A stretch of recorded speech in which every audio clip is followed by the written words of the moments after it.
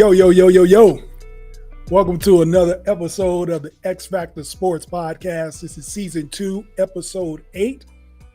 Thank y'all for tuning in. Be sure to like, share, subscribe, and also follow on all social media platforms at X-Factor Sportz. Make sure you subscribe on YouTube. We are live, TikTok, Facebook, and Twitter, of course. Thank you guys for tuning in. We got a great show for you guys tonight for episode 8. We got some NBA talk. The season starts next Tuesday. We are less than 1 week away from the new NBA season. We also have some X Factors for week 7 going into the weekend. And of course, we got to touch on Major League Baseball. So let's get into some of that quick news while we got you. All right. Always ladies first, the WNBA Finals. We are at game 4 tonight. I think it actually starts right now. Hopefully you got a split screen where you checking out the X-Factor Sportz Podcast and you catching the women, the WNBA Finals. We got AL and NLCS as well. But for the ladies, game 4 tonight, New York Liberty at home against the Vegas Aces. They won game 3. The Liberty did by 14 points. They're looking to even this series up at home tonight. This series has been interesting, to say the least. I thought it'd be a defensive battle. I thought it'd be some close games because these are two of the best teams in the league. But every game has been a blowout. Like the average margin of victory in the finals is 20 points. So it seems like whoever's playing at home gets a lopsided victory. So I'm interested to see what happens tonight in game 4.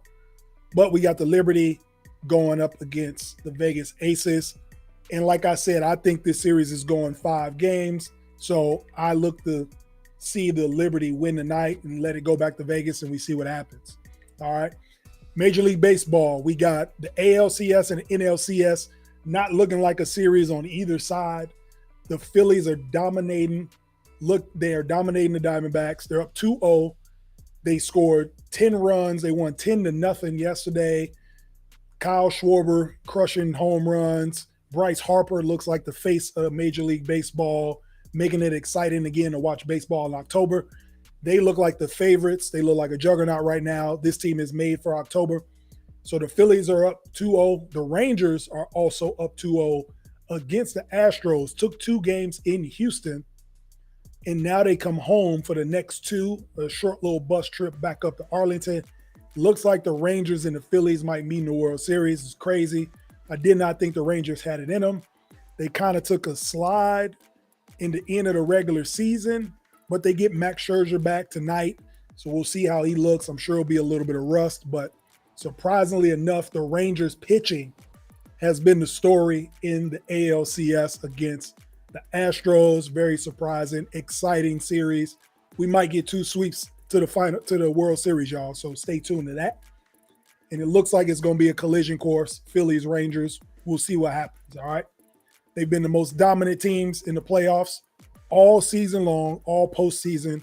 The Phillies, I think, have lost 1 game, 2 games maybe. They lost to the Braves. And the Rangers haven't lost yet. So they look unbelievable. So it's great. It's great to see new teams on their way to the World Series instead of seeing your same old Yankees, Dodgers, those guys. I did think the Braves were going to make it, but Phillies are too dominant right now. So we'll see how those 2 series end, and we'll talk about the Fall Classic on the next episode. All right. Now let's get into some NCAA football. We still got quick news for that. Huge college football games this weekend. Huge implications for the second X-Factor College Football Power Rankings next week on episode 9. We want to make sure we pay attention to these games this weekend. You got number 7 Penn State against number 3 Ohio State. Huge Big Ten battle. That may be the game that decides one of the 4 college football playoff teams. So that's a huge game. Then you got Pac-12 games. You got Washington State at Oregon. That's a huge game. Oregon coming off a tough loss to Washington up in Pullman. So we'll see how that game goes. Also, you got Tennessee and Alabama, number 17 versus number 11. Both one-loss SEC teams. You already know how college does. SEC teams can get in with 1 loss, so that makes this a pivotal game, of course, and it's Alabama. Looks like they get Looks like Alabama is getting the quarterback right with Jalen Milroe. He's had a couple good games in a row. Looks like they're figuring that out at the right time. Looked shaky early on, but going into Halloween, they look like they're hitting their stride. And Mizzou, believe it or not, the Mizzou Tigers are looking to go 7-1 before they hit a gauntlet of SEC ranked teams. I think they get Georgia, Tennessee. I think Florida's in there as well. So they get a gauntlet in the next 3 weeks, but they got an opportunity to go 7-1 if they win this weekend. So congrats to Mizzou. So far, so good. And number 16, Duke against number 4, Florida State. No, this is not basketball. I know it sounds crazy. Duke football is actually good this year. They only got one loss against Florida State, undefeated. Their national championship aspirations and hopes are still in play. Florida State Seminoles I'm talking about. Huge ACC game. This is implications of who would probably win the conference. So big implications on that game. And then lastly, another Pac-10 game you want to watch. You got number 14 Utah at number 18 USC. They got killed by Notre Dame last week. Caleb Williams probably had his worst game in college football. 3 picks. Look to see them bounce back at home in a huge conference game against Utah. We'll see what happens there. And with all of that, next week we will talk about, like I said, that college football power ranking top 10, the second iteration of that. We will see who makes it into the top 10 and who gets kicked out. Remember, college football playoffs here at the X-Factor Sportz Podcast does not worry about records, about who you beat, the small schools, any of that stuff. It's about how you're playing right now, the strength of the teams you did beat, how you look going into the next few weeks, your defense, your offense, how you rank against the other big schools in the nation. So be sure to tap into that. But before we dive into the X-Factor Sportz Podcast and all of its lovely segments, let's talk about college. We're going to segue into that. How do you guys feel about college preseason rankings? So this is in football and basketball. We got the college basketball rankings that came in this week, preseason rankings. I believe KU's number 1. It's always KU, Duke, Kentucky in some form or fashion. But how do y'all feel about it? Personally, I don't even care about these rankings. They're preseason rankings. They don't mean anything because ain't no games been played yet. So in college football or college basketball, the rankings are all predicated on what teams did last year and who they recruited and who's coming into the season this year. That's why they do preseason rankings. Something to talk about, build up hype for upcoming season. Listen, college football and college basketball have been around for hundreds of years. We already know that the season is coming up. We don't need the hype of, oh, this player might be good or this team might be great. So let's rank them high. Like, I get it. Georgia should be the number 1 team in the country because they've won back-to-back national championships. But that goes without saying. Do we need to have a show about preseason rankings? No. We know who the good teams are. So for me, college rankings don't mean a thing. I tell people all the time, anybody that knows me, they know how I feel about it. The rankings, especially college football, I don't want to see a college football ranking to Halloween. Give me 7-8 games, and then based on your record, now let's roll out a ranking and see what you've done those first 2 months of football. And that'll put teams on edge, wondering, oh man, did I win by enough points? Did I schedule the right teams? How did I do head to head? Do I have a great road schedule? Those types of things will be in coaches' minds when they're scheduling these games, because now they won't know if they're ranked until Halloween. I think that's a great thing to do for college football, is to hold off on the rankings until we actually see these teams play. And then that'll validate your ranking. Having a team number 1, number 2 in the country, and then when they lose or we think it's a big game and it turns out the team wasn't even that good in the first place. Happens all the time. College basketball. Carolina was ranked number 2 in the country last season because they lost in the national championship the year before to KU. Turns out they didn't even make the tournament. They weren't good. They lost 9, 10, 11 games last season. I don't even know how many games UNC lost. But to that point, in college basketball, we are ranking these teams based off their name, being blue bloods, and they haven't played any games yet.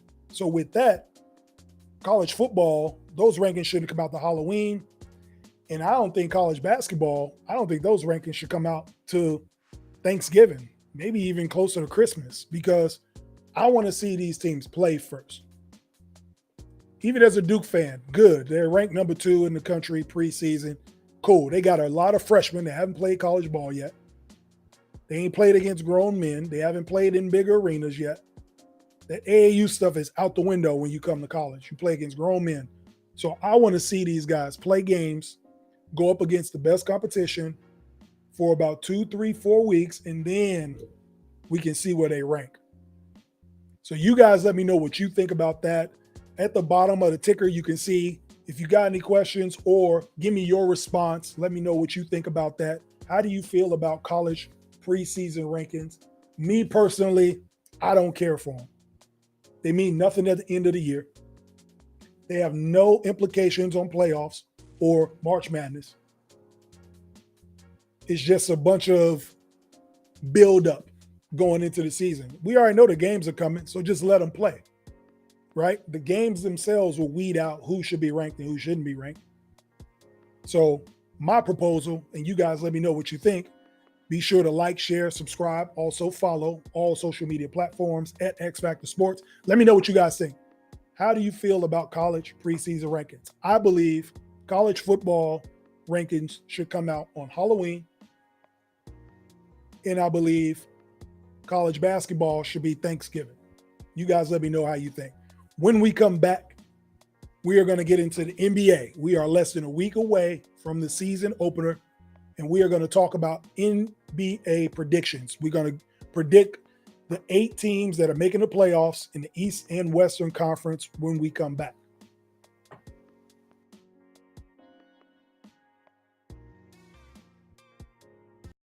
Love sports and want to stay informed about the latest news and content, then you've got to check out this podcast. The X-Factor Sportz Podcast is the ultimate source for your favorite sports news and analysis. This host covers all kinds of sports. You'll always be able to find something interesting to listen to.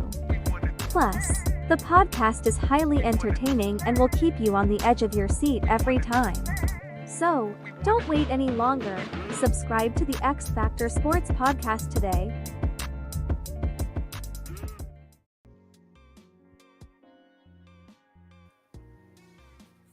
Yo, welcome back to the X-Factor Sportz Podcast. Be sure to like, share, subscribe, and also follow. We are live on YouTube, Facebook, TikTok, and Twitter.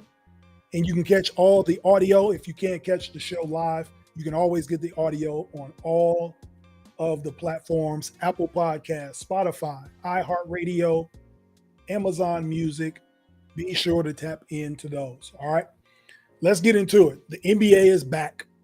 If you guys have been watching preseason games like I have, because I'm a junkie, so I watch all the basketball. Miss D, she already knows. She probably lost me to June. I'm going to be doing my thing for basketball for the next 9 months. All right, so let's get into it. What you guys have been waiting for, the predictions. Who do we have going to the playoffs? I even got them broken down by what seed I think they're going to get. So let's go ahead and start the Eastern Conference, all right? For the 1 seed, I'm going to just go 1 through 8 for y'all, all right? Milwaukee Bucks.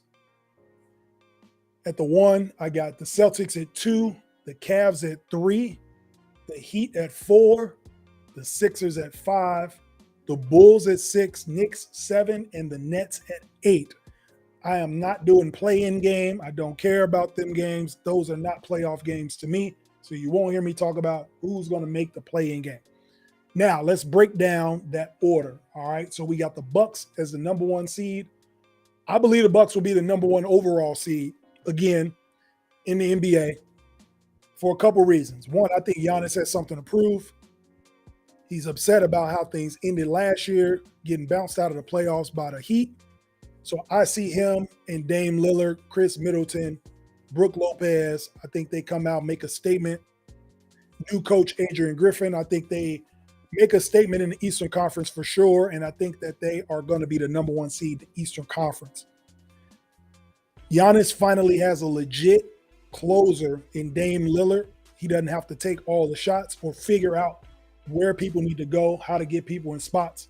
I think once that chemistry comes together, we'll see Dame Lillard take off. I think he's going to understand playing in the East is a lot different than playing in the West. I think he will have a great season if he can stay healthy, along with Chris Middleton. I think Middleton will be healthy.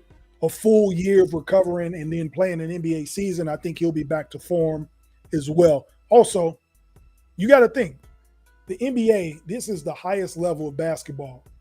These players are competitive within their teams as well. You got to think of Chris Middleton's mentality. Oh, you guys are bringing Dame over here to get us over the hump. We already won a title. I've been good enough to help us win a title. So bringing Dame over here, I feel like Middleton is going to be a number 3, but he's going to have a great season. Not going to have a bunch of pressure on him, but will still be able to give you 18 to 20 points a game. And I think you'll see him play and elevate his game this season, kind of like Klay Thompson did with the Warriors last year. After his 1 year, 2 years off, took a year to get warmed up, healthy again, and then took off. So I see the Bucks as a 1 seed. At the 2 seed, we said Boston. I think this is a make or break year for the Celtics. Salary cap wise, team wise, like I think if they don't get it done this year, they blow it up. This is kind of the last straw, if what have you, for the Boston Celtics. You got Jaylen Brown, who just signed $306. Next year, Tatum will be eligible for $300 million. So you have 2 players in your books for $600 million for the next 4 or 5 years. If they can't win this year, I don't see that team staying together. I think they will get the 2 seed, though, when they get the playoffs. But they're not worried about the regular season as much as everybody else. They know how important it is to win in April, May, and June. And with the addition of Drew Holiday, I think he helps them.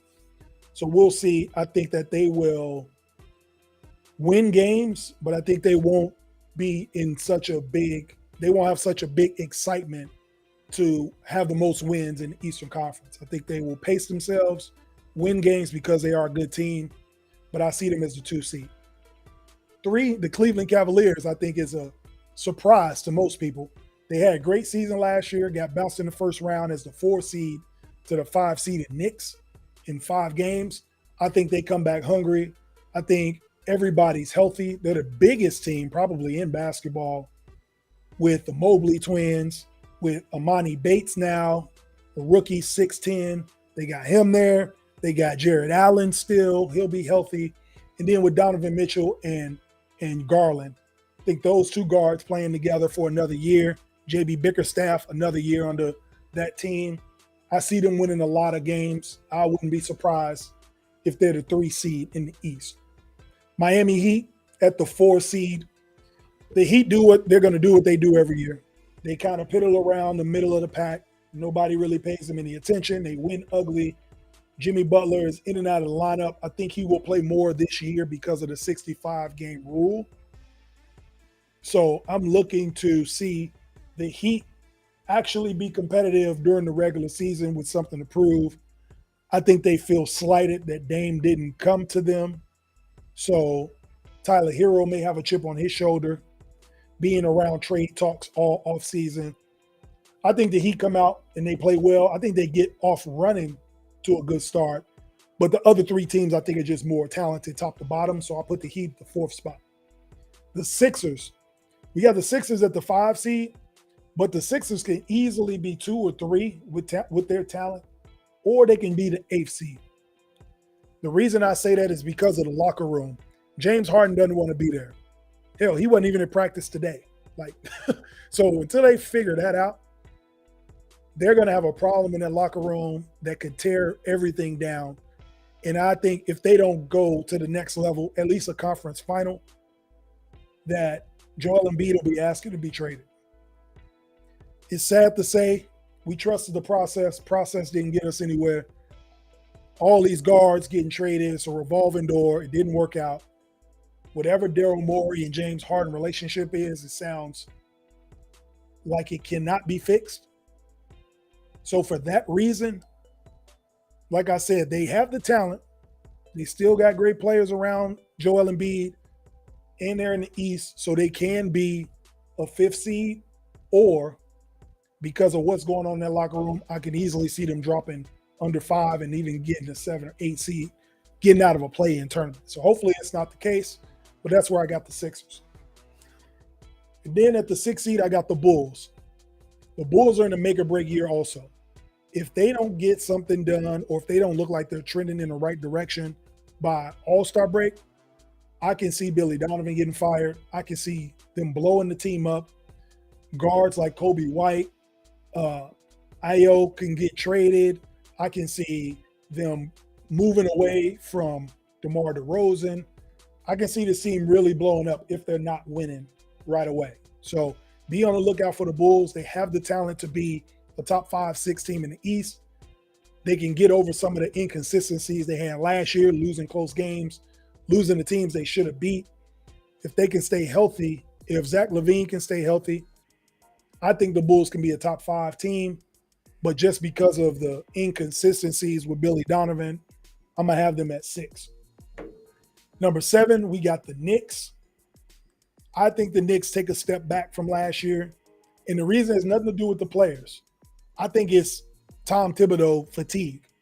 If you look at teams that Tibbs coached, Minnesota, the Bulls, Tibbs has about a 3-year run with his teams, and they're good. They play hard. They win a lot of regular season games.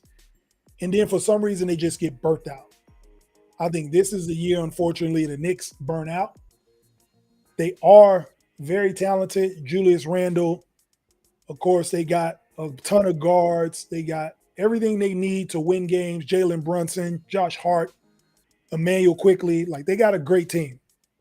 But I just feel like they're going to get burnt out over 82 games. I don't see them doing what they did last season. And I got the Knicks falling to the 7th seed.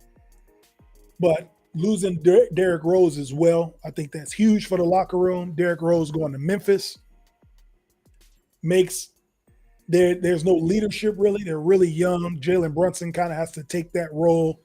He's still a young player, so it'll be interesting to see what the Knicks can do. I think they fall back to the 7th seed. And then at the 8th seed, we go to another team in New York, Brooklyn Nets. I think they can be a good team. They will play hard for Jacques Vaughn. He earned that coaching job last year. I'm glad to see they let him keep it. And I think with Ben Simmons healthy, a lot of people may chuckle about Ben Simmons, but I think if Ben Simmons can stay healthy and get comfortable in his role, he doesn't have to be the guy. I think Mikal Bridges takes a huge leap this year, might even make the All-Star team. So I think with Mikal Bridges, I think he becomes a star this year.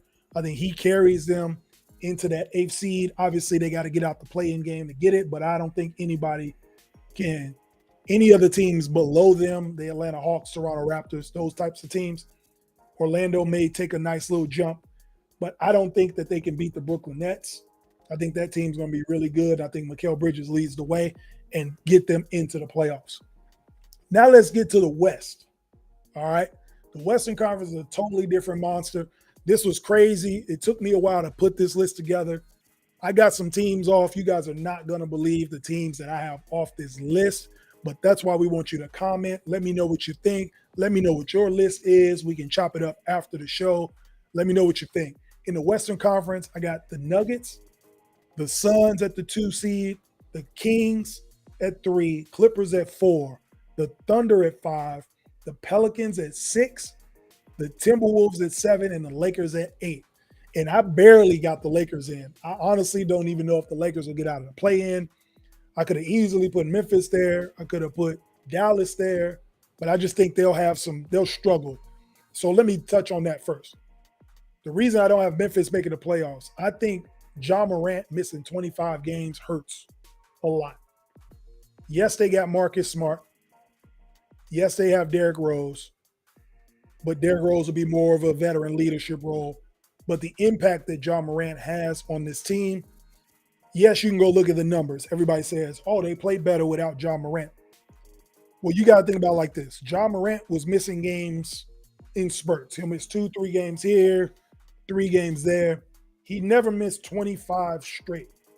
They're going to be an entirely different basketball team this year without Ja Morant. He misses over a quarter of the season. And then when he comes back, you got to ingratiate him back into the team. That's going to take at least 10 more games.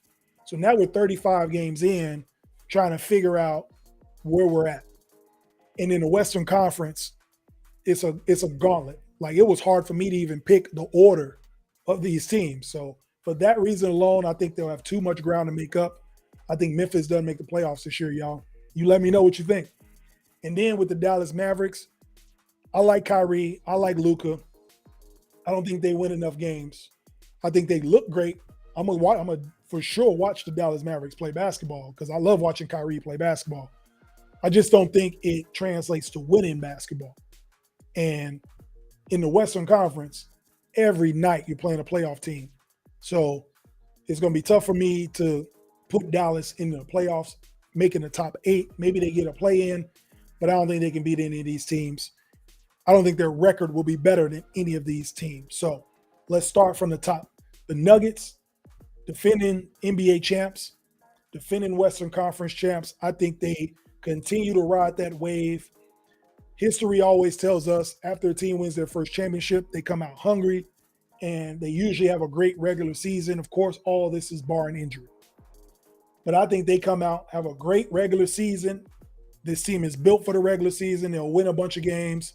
Usually teams that win hit the ground running, and they're motivated to repeat. So, because they know what it takes. They play a lot smarter now. They know how to win games. Even games, be on the lookout for the Nuggets. Games that it looks like they're down and out, they'll have a lot of comebacks this year. They'll be more resilient this year. It's just something about when you win a championship, it flips a switch in you. You know how to win basketball games. The Warriors have been doing it for the last 8-9 years, it seems like. Looks like they're out of it. Fourth quarter comes. It's just something about having championship pedigree. You win those games. So I wouldn't be surprised. The Nuggets are going to win a lot of games. They're going to win second of back-to-backs when they just feel like their back's against the wall and they know they got to win them. I can see that happening this year for the Nuggets. Number 2, I think the Suns, man. Suns are scary. They got KD, with KD, Book, and Bradley Beal, a huge pickup again Nurkic. So that way KD doesn't have to rim protect, and Nurkic doesn't need the ball to average a double-double. He doesn't need plays ran for him. I think that was a sneaky good pickup by them. They're shoring up the bench. And first year with Frank Vogel, he preaches defense. I think he has something to prove. He probably feels like he was wrongfully let go by the Lakers. NBA championship coach. I think the Suns have a great regular season. I think KD comes out hungry. I think they come out with something to prove as well. It's going to be a lot of teams with something to prove, but the Suns are so loaded with talent. They got 3 players that can give you 50 on any given night. I can't wait to start watching these Phoenix Suns games. I might have to go check out my boy that lives out there, you know who you are, and catch some of these Suns games this season. We'll see what happens. The Kings. I got the Sacramento Kings at the 3 seed. Again, another young, hungry team. They had a great season last year. Took Golden State to 7 games in the first round.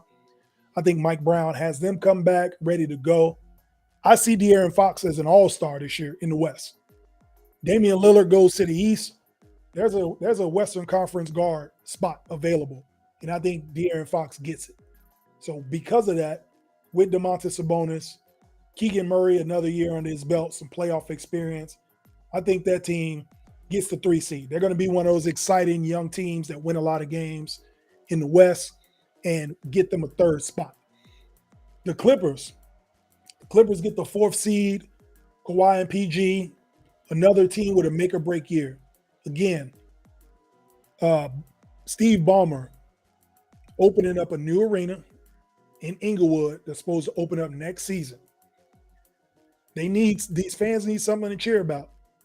If Kawhi and PG can't get it done, at least get to a conference final, I'm interested to see what Steve Ballmer does with the team. They have the talent. Kawhi and PG's injuries are always a concern, but we know when they are both healthy, they are 2 of the most elite players in basketball. So it'll be interesting to see what they do this year. And they won't be able to get that rest that they're accustomed to. They have to go out and play ball games. And with that, I think they'll win more. So I got the Clippers at 4. And at 5, I like this team too. Ever since I've lived out here, I used to go to these games all the time. Love watching these young guys play. Oklahoma City Thunder. I'm going to put them at the 5 seed. I think Shai Gilgeous-Alexander takes another step leading this team. Last year, he looked great, averaged over 30. I mean, he's going to come into this season with so much confidence. I think Chet Holmgren actually equates to winning this year. I don't think he's just a guy coming in that was injured last season. I think his play will actually equate to winning basketball. Be on the lookout for them. I think Chet makes impact right away. For that reason, I put the Thunder at the 6 seed. I think they don't want to put themselves in a situation where they're playing in a play-in game at the end of the season. So they will fight hard to get that 6th spot. Actually, I had them at 5. Excuse me. I had them at 5. Who I have at 6 are the Pelicans. There's a surprise right there. New Orleans Pelicans. I think Zion's healthy. I think they play extremely good basketball. I think Brandon Ingram comes back with something to prove. Didn't have a great show in the USA basketball this summer. I think he makes a statement in the regular season that the Pelicans can be good. A lot of y'all might forget, the Pelicans actually were the 1 seed going into Christmas. Like they were the 1 seed in the West. And Zion was out of games. So they actually can play. They win games. I think they sustain that. Not saying they'll be a 1 seed, but I think they sustain being competitive all year long. And I think they make the playoffs. They get that 6th spot. And I'm interested to see what Zion will do this year, fully healthy. At the 7th spot, I got the Timberwolves. The same thing I said about Brandon Ingram because of his showing in USA basketball this summer. I think it's the opposite for Ant-Man, Anthony Edwards. He had a great summer. No, we didn't win. We didn't medal, but Anthony Edwards showed he can be a leader on a good team. I think he brings that leadership to the Timberwolves. I think he takes the reins for the franchise, and I think they play great. I think Karl Anthony Towns takes a step back, lets Anthony Edwards do his thing and step into the light. And I believe that they will be a 7th seed in the Western Conference. Karl Anthony Towns will be healthy all year long, so looks like we'll see what happens. Anthony Edwards will be an all-star this year for sure. And for years to come, I think Anthony Edwards will be a perennial all-star. His work ethic, his skill, he gets better every year. I'm excited to see what they do. And then in the 8th seed, the LA Lakers. I don't know what it is about the rest of the world. I don't think the Lakers are that good. I think they're good enough to get in the playoffs. But just like last year, I didn't think they were that good. I don't think that there is that good of talent around LeBron and AD. Just from watching them play, they don't look that talented. It's a new team this year, so we'll see what they do. But I don't think that they're better than any of these other teams I just named. LeBron James is going in the year 21. Congratulations to LeBron James playing 21 unbelievable seasons or 20 unbelievable seasons. About to go to year 21. But here's the thing. If he is your best player, you're not a good basketball team. And that's not a slight to LeBron.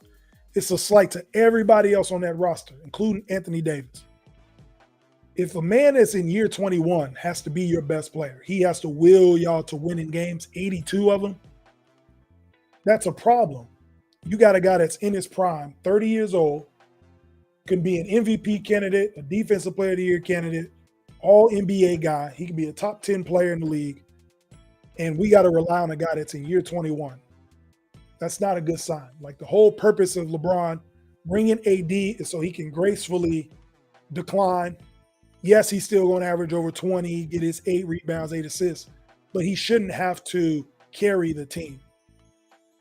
And for this being AD's 4th year in LA, which is crazy to think, this is year 4, and he still hasn't taken the reins yet, the Lakers team is up in the air for me. So for that reason alone, I don't think they're better than any of the 7 teams I named. So I got the Lakers in that 8th and final spot. So that's the list right there. East Western Conference. That's who I got making the playoffs. You guys comment. Let me know what you think. Be sure to like, share, subscribe, and of course, follow. We will be right back with the X-Factor Sportz Podcast, and we will get into the NBA awards.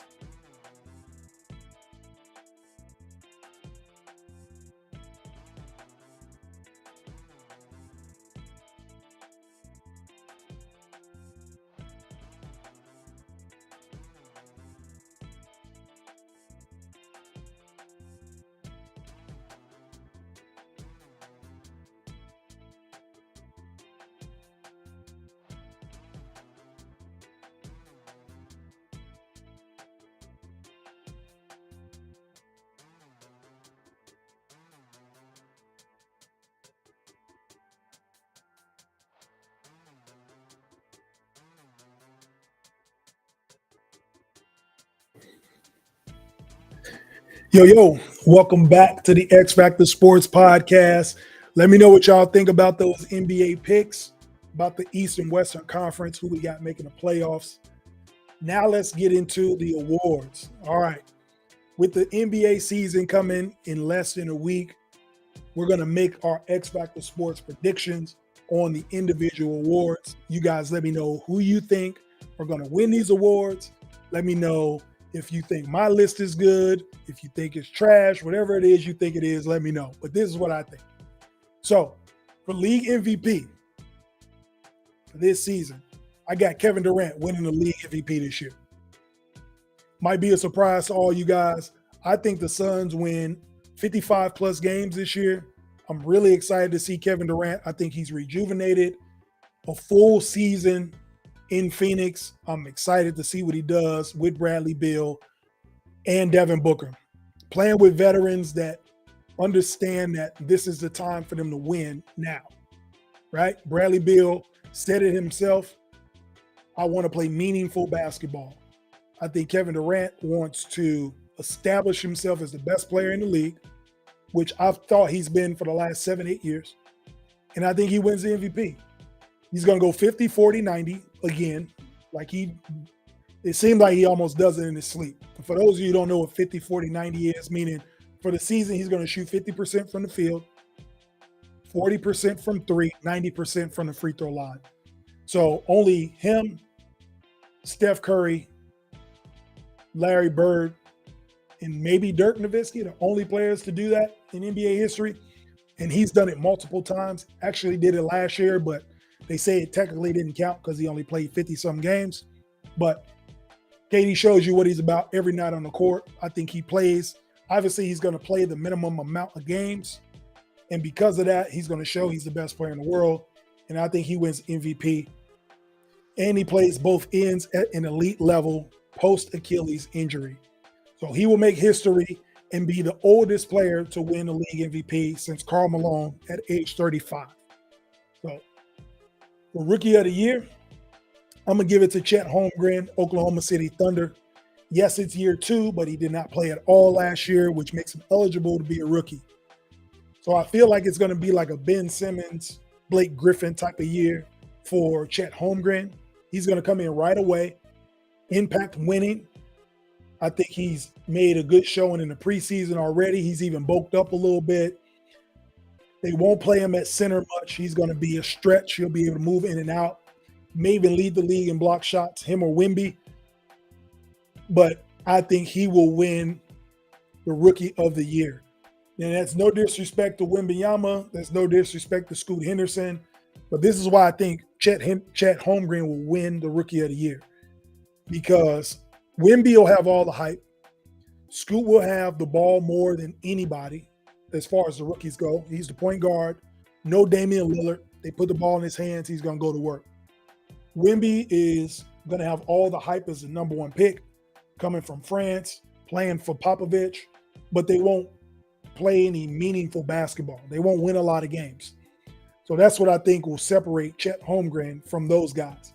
He's going to play on a playoff team, and he's going to impact winning. He's going to be the reason, or one of the reasons, the Oklahoma City Thunder make the playoffs. And for that reason, I think Chet will be a Rookie of the Year this year. For Defensive Player of the Year, I know I just talked about this team in the last segment, the Lakers. I'm going to go out and say Anthony Davis. I think AD wins Defensive Player of the Year. It's time for AD to start getting some individual awards in this league. He's been in the league long enough. He's a seasoned veteran. He understands the game. He's a smart basketball player. And I think when healthy, he's one of the top 10 players in the world. And I think a lot of these awards are going to be predicated on the new rules of how many games you can play to be eligible for these awards. And because of that, when healthy, he's arguably the best defender in basketball. And he's motivated to play at least 65 games. If he defends, the Lakers win games. As simple as that. You can check all the metrics, all the stats, all of my analytic nerds. You can check it out anytime Anthony Davis is on the court and he actually defends, they win ball games. Simple as that. So he can lead the league in blocks and rebounds if he wants to. He's done it before. I think Anthony Davis has a big year. I think he wins Defensive Player of the Year. If he's not up on the votes for Defensive Player of the Year, the Lakers will not be successful this year. That has to be the goal. AD has to be one of the best offensive players and probably the best defensive player in the league for them to have a chance. And so I'm going with AD to win the Defensive Player of the Year this year. Most improved. We talked about this kid in the Eastern Conference.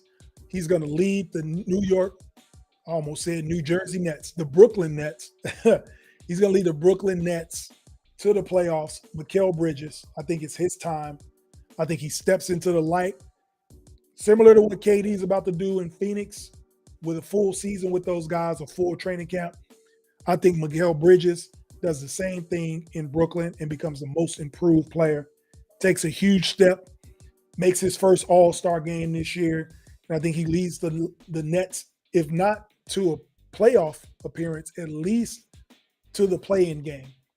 Mikal Bridges. So plays both ends. I think he'll average over 20 points a game. So all of his numbers will go up. His shooting will go up. And I think he'll be ready to take on that challenge. I can see Mikal Bridges from the Brooklyn Nets as the most improved player. Sixth man of the year, we stay in New York, but we're going with the Knicks. I think Immanuel Quickley finally gets that sixth man of the year. He was second in votes behind Malcolm Brogdon last year, and he is the best guard that comes off the bench in the Eastern Conference. I think he's better than Tyler Hero. I think Tyler Hero kind of took a dip the last couple of years, and Immanuel Quickley is on the rise. So be on the lookout for that. I think he plays a ton of huge minutes for the Knicks. They're going to need him to win ball games. So I know he'll play heavy minutes in meaningful games. And that's what the sixth man of the year usually does. Think about all those years Jamal Crawford won sixth man of the year. He was on good teams, Atlanta Clippers, and he was playing meaningful basketball. And I think Immanuel Quickley will be the same way. He's going to play in some meaningful games against some good teams, and he will play big in those games. I got Immanuel Quickley to get the sixth man of the year. And last but not least, the coach of the year. I think that stays in the Eastern Conference as well. I'm going to give that to J.B. Bickerstaff. I think it'll be a long time coming. J.B. Bickerstaff has been a part of the NBA for over 25 years. His father was a coach. I think the Cavs take a leap this year, get one of the top 3 seeds in the East, and I think they can win over 50 games for back-to-back years, back-to-back seasons. They won 51 games last season. I can see the Cavs winning another 50 games for the first time since LeBron and Kyrie era, winning over 50 games in 2 seasons in a row. I think they win some big games. I think J.B. Bickerstaff brings that young team together, and he wins the coach of the year. So you guys let me know what you think. I got my award winners: KD, Chet Holmgren, Anthony Davis, Mikal Bridges, Immanuel Quickley, J.B. Bickerstaff. Be sure to like, share, subscribe, and of course, follow to the X-Factor Sportz Podcast. When we come back, we are going to get into the NFL. We change lanes, and we're going to get into our Week 7 X Factors. You know how we do it with the Thursday night game, the early Sunday, the late Sunday, Sunday night, and the Monday night football. You don't want to miss this NFL segment when we come back with the X-Factor Sportz Podcast. Season 2 of the X-Factor Sportz Podcast is here. Be sure to tune in live every Wednesday night on YouTube, Facebook, and TikTok for real unbiased sports talk. Jay Mondane is bringing a fresh new point of view on the sports world. You don't want to miss out. Subscribe to the X-Factor Sportz Podcast today. Audio available on Apple Podcast, Spotify, Amazon Music, Google Podcast, and iHeartRadio. The X-Factor Sportz Podcast. Real talk for real sports fans.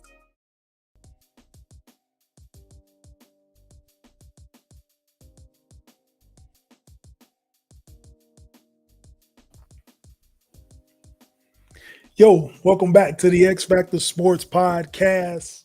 Again, this is Jay Mondane. Thank you guys for tuning in to Season 2, Episode 8. Be sure to continue to throw your comments in. We will have those on the screen throughout the show. I appreciate you guys for tapping in. This show is all about fan interaction. I love it when you guys make comments. We will subscribe to the show. We will make sure that we respond to those comments always. All right. Now to the NFL. Our X Factors for Week 7. We got Thursday Night Football tomorrow. We got Jacksonville at New Orleans. Hopefully Trevor Lawrence plays. They said his knee was a little iffy, probable, questionable. Hopefully we get him to play. Honestly, if he doesn't play tomorrow, I don't know how much of that game I'm going to watch. But I still got an X Factor for y'all for that game. The Thursday night game, I got Alvin Kamara, running back for the New Orleans Saints. He is getting off to a great start. He was suspended the first 3 games. Ever since he's come back, his numbers have been better and better and better. For all my fantasy players out there, fantasy football, if you look at Alvin Kamara's numbers, he has been over the projections the last 3 weeks. I feel like those first 3 games of the season for him were like preseason games. I think he's ready to go full stride tonight against a banged-up Jacksonville team. And I think that he is going to have a monster game. At home, Alvin Kamara always plays good at home, always plays good in prime time. Jacksonville's given up 9 receiving touchdowns, and the Saints have given Alvin Kamara over 20 touches in the running and passing game combined. I think he has a great game. Alvin Kamara gets a receiving touchdown and a rushing touchdown tomorrow. He is my X Factor for Thursday night. For the early game Sunday, we got the Lions and the Ravens. That's the game we picked for the early block. I'm going with Lamar Jackson, the QB. I think he has a bounce back game.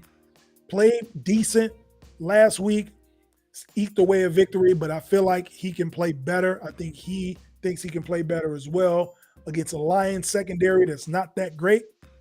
They got a good front 7, but they give up a lot of points. I think this is a game for Lamar back home to show out. Lions give up over 300 yards of total offense. I think Lamar makes plays with his feet. I think he throws in the air. I think he plays mistake-free football on Sunday. So give Lamar 2 TDs and a rushing touchdown, and he's passing for over 250 yards. Lamar Jackson is my early window X Factor for Week 7. For the late game on Sunday, we got the Chargers at Chiefs. Seems like the Chiefs have been running the AFC West for as long as I can remember, at least.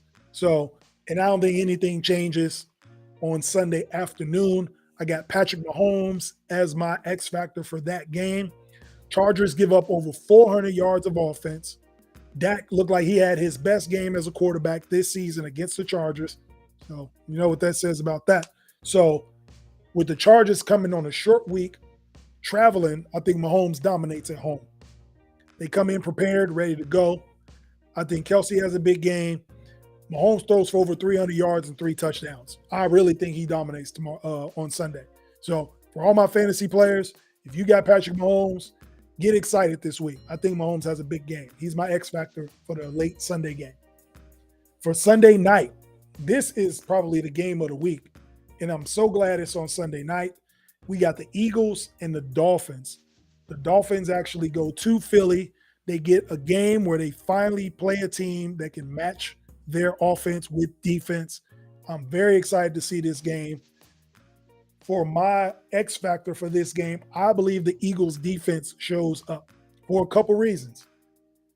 Number one, they're pissed off. They lost to the Jets last week. Like, you got championship aspirations. You've been playing kind of shaky already. We talked about it on episode 7. They've been finding ways to win games, and it kind of caught up with them against the Jets. Probably took them lightly.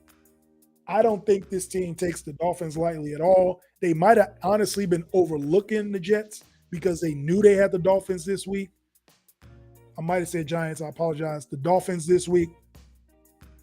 I don't think they overlook anybody anymore the rest of the way. I think they make an example out of the Dolphins. That Eagles defense shows up and shows out. They play angry Sunday night. I think they shut down the Dolphins running game with A-Chain on IR. I think they shut down and focus on Raheem Mostert. They don't allow over 60 yards of rushing in this game. And before you even comment on that and say, Jay, you crazy, they won't allow 60 yards. The Eagles only allow 68 yards a game rushing anyway. And now with motivation, I don't think the Dolphins get over 60 yards of rushing. So it's going to be a great game. I'm excited to see how this Eagles defense shows up at home in front of their fans after a disappointing loss last week. And my X factor for the Monday night game, we got the 49ers visit the Vikings, another pissed off team that lost to the Browns, a Browns team with no quarterback. No disrespect to PJ Walker, but I feel like the 49ers may have took a day off. They saw Deshaun Watson wasn't playing. They may have underestimated that team, but the Browns, congratulations to them with a huge win. A bunch of people lost money because of y'all. And some people even got out of the losers pool. Sorry, Miss D. But the Browns with a huge, probably season-turning victory for the Browns. So congratulations to them. Because of that, I think the 49ers take that out on the Vikings on Monday night. I'm going to go with Brock Purdy as the X factor for Monday Night Football. I think he bounces back, has a great game. I think Shanahan schemes up things to make Brock Purdy more comfortable in this game. The Vikings secondary is not great. The Bears couldn't prove it last week because the front seven got dominated. I think that with the 49ers offense, they show you how susceptible the Vikings secondary is to big plays. I think Brandon Ayuk has a big game. Christian McCaffrey may be hobbled, so the ball will come out early and get to George Kittle and Brandon Ayuk. And for that reason, I think Brock Purdy has a big game. Vikes not great in primetime games. We've watched the Minnesota Vikings forever. Kirk Cousins doesn't really show up. He has decent stats, empty calories, but in the game, they really don't look that great.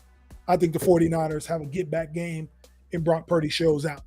So those are my X factors for Week 7. If you got these players on your fantasy, get excited. I think they play well. Alvin Kamara, Lamar Jackson, Mahomes, Eagles defense, Brock Purdy. All right. When we come back, we get into the 2-minute warning. You guys don't want to miss this. I love closing the show out this way. We will be back with the X-Factor Sportz Podcast.